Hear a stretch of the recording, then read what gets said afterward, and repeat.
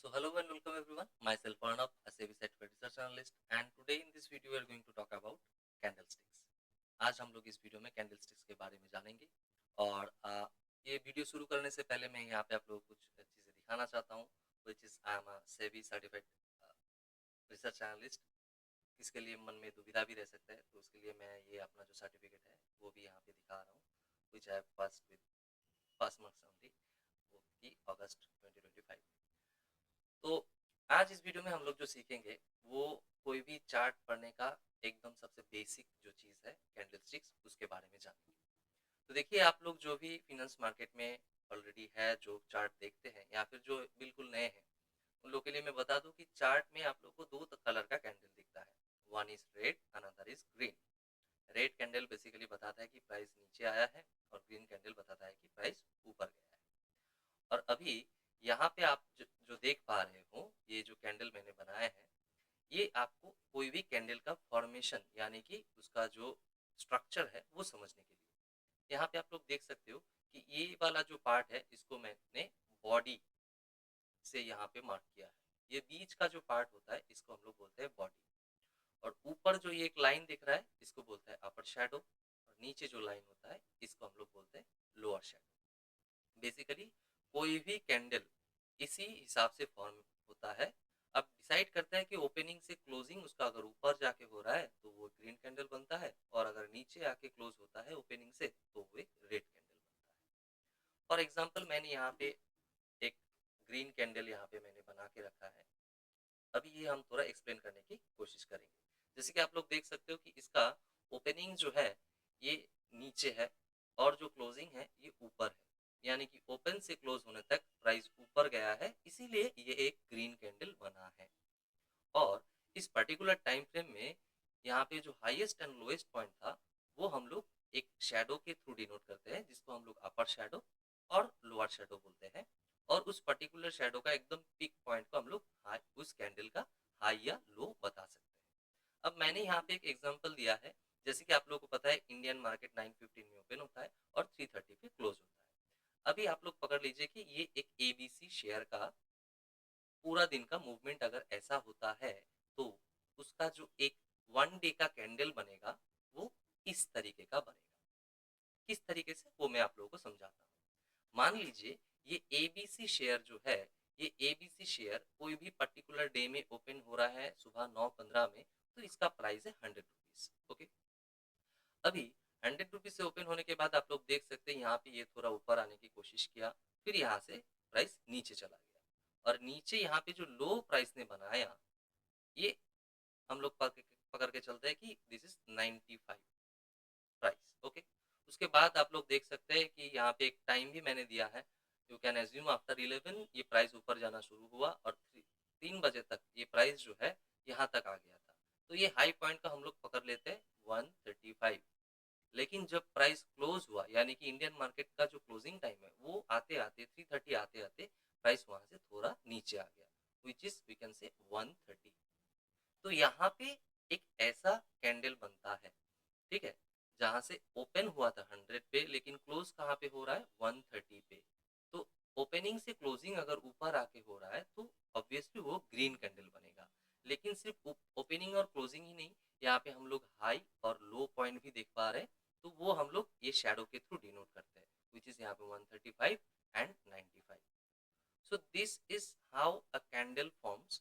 ये आप लोग देख के ये समझ सकते हो कि एक कैंडल में क्या क्या चीजें होता है उसके अंदर। तो बेसिकली चार ही डेटा पॉइंट्स हम लोगों को एक कैंडल से मिलता है। वो एक हो गया ओपन, दूसरा हो गया क्लोज, उसके बाद होता है हाई एंड लो पॉइंट्स। तो ये तो हो गया एक ग्रीन कैंडल। अभी हम लोग समझेंगे कि अगर ऐसे ही कोई एक कैंडल बनता है अगर प्राइस नीचे जाता है ओपनिंग के बाद से तो वो कैंडल कैसे बनेगा। तो यहाँ पे मैंने समझने के लिए एक रेड कैंडल भी बना के रखा है जो आप लोगों को समझने के में आसानी हो। तो बिल्कुल इसी तरीके से मान लेते हैं ये भी उसी पर्टिकुलर एबीसी शेयर का दूसरा दिन का अगर चार्ट आप देखते हो तो मान लीजिए नेक्स्ट डे है। नेक्स्ट डे प्राइस कहाँ पे ओपन हो रहा है फिर 135 में ये ओपन हो रहा है, ठीक है। और ओपनिंग का टाइमिंग अगर इंडियन मार्केट के हिसाब से हो तो 9:15 में मार्केट ओपन होता है। लेकिन ओपन होने के बाद आप लोग देख सकते हैं प्राइस नीचे आने की कोशिश किया था, लेकिन वहाँ से अचानक ऊपर चला गया। ये हम लोग मान लेते हैं कि 140 लेवल तक इसका हाई पॉइंट जो है वो गया था। लेकिन उसके बाद से पूरा दिन मार्केट गिरता ही गया, ठीक है? बहुत गिर गया नीचे। ये लो पॉइंट जो है हम लोग मार्क कर सकते हैं इसको, लेट्स से अज्यूम 90, ठीक है? लेकिन जब 330 पे मार्केट जब क्लोज़ होता है, क्लोजिंग टाइम आते-आते प्राइस क्या किया 90 से थोड़ा ऊपर आके क्लोज़ हो गया। तो इसको हम लोग पकड़ के चलते हैं 95। तो आप लोग देख सकते हो कि इस एबीसी शेयर नेक्स्ट डे जब अगर या फिर कोई भी पर्टिकुलर डे में ओपन हो रहा है 135 में और क्लोज हो रहा है 95 में, तो बेसिकली ये एक रेड कैंडल बनता है। क्यों? क्योंकि ओपनिंग से क्लोजिंग नीचे है। No matter what it does in between, इसके बीच मार्केट कैसे बिहेव कर रहा है वो तो आप यहाँ पे देख पा रहे हो, ये मैं समझाने के लिए दिखाया है। लेकिन मेन चीज ये है, अगर ओपनिंग से क्लोजिंग नीचे होके हो रहा है तो वो एक रेड कैंडल बनता है। और जैसे मैंने बताया, कोई भी कैंडल का हम लोग चार ही डेटा पॉइंट्स देख पाते हैं, वो है open, close, high and low. तो इस तरीके से किसी भी फिनेंशियल चार्ट में आप लोग कोई भी कैंडल देख सकते हो।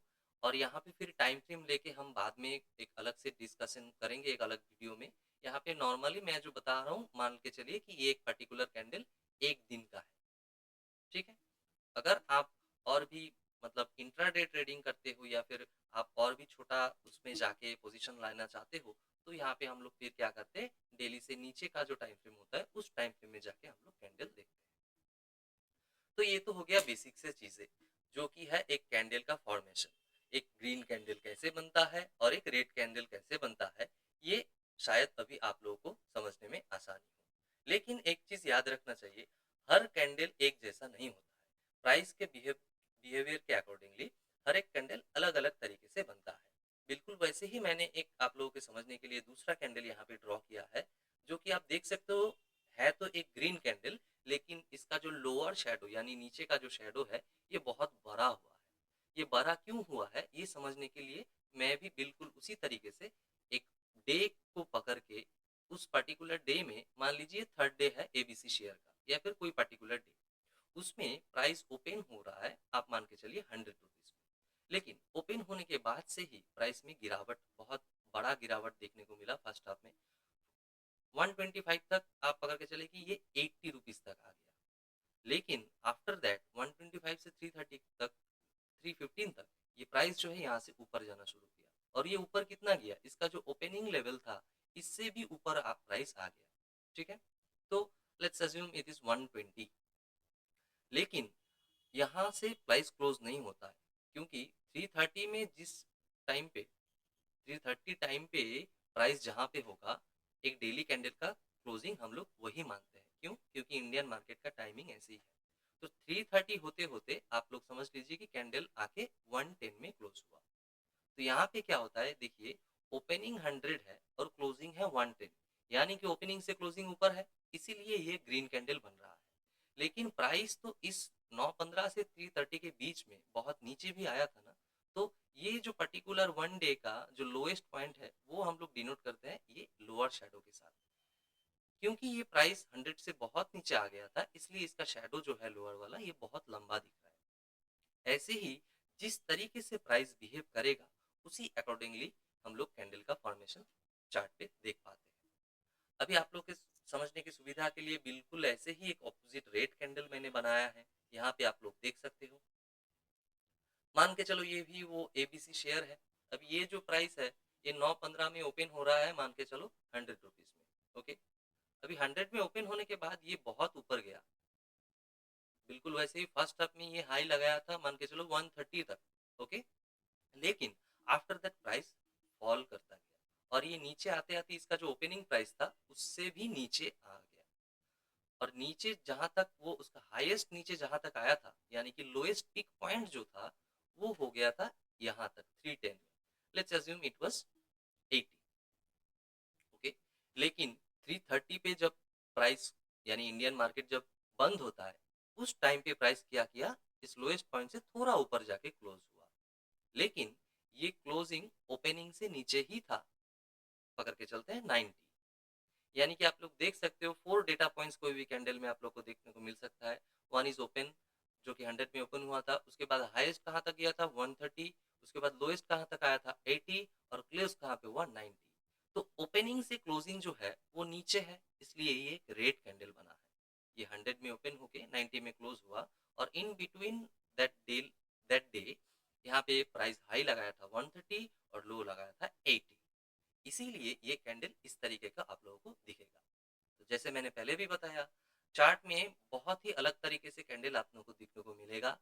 हर एक प्राइस का मूवमेंट के हिसाब से पर्टिकुलर टाइम फ्रेम में प्राइस कैसे बिहेव करता है, अकॉर्डिंगली प्राइस कैंडल उस तरीके से बनता है। अब ये कैंडल बहुत तरीके से बन सकता है, लेकिन जो कैंडल्स हम लोगों को रिपीटेडली देखने को मिलता है, वैसे कुछ कैंडल्स मैंने यहाँ पे मार्कआउट किया है। आप लोग को समझने के लिए ये नोट डाउन करके रख सकते हैं। ये जो 5 कैंडल आप देख पा रहे हो, ये पाँचों कैंडल ग्रीन है। ग्रीन है इसका मतलब आप लोग इतना तो अभी तक समझ चुके होंगे कि इसका ओपनिंग से क्लोजिंग ऊपर आके हुआ है, बोल के ही ये सारे ग्रीन कैंडल्स है।